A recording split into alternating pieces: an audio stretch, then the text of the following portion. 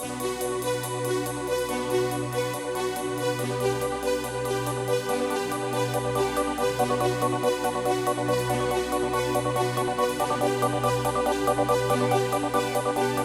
ce la faccio più, non ti sopporto più, gli voglio stare allontanati. Tieni da mamma, balla carezza, ma che ti sei sposata a fare.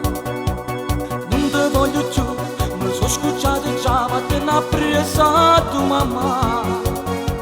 Se vuoi stare con me, cerca le mani, non la posso sopportare. Se sta storia così non voglio tornare, se tu mi vuoi bene allena lascia, per tutta la vita te ne scordare.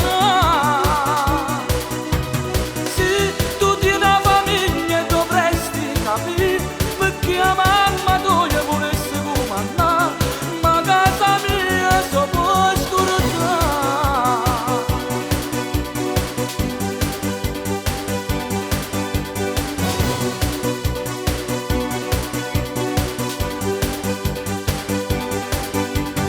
Perché fai così?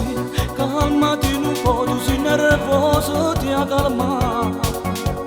Fatta accarezzare, no, non fa così, volete insieme per massa.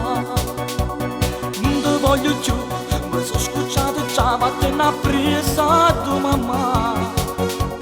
Se vuoi stare con me, cerca le mani, io non la posso sopportare.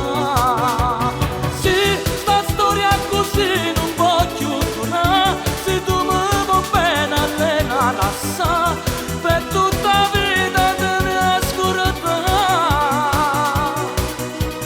Se tu tieni una famiglia dovresti capire, perché la mamma tua volesse comandare, ma casa mia so puoi scordare.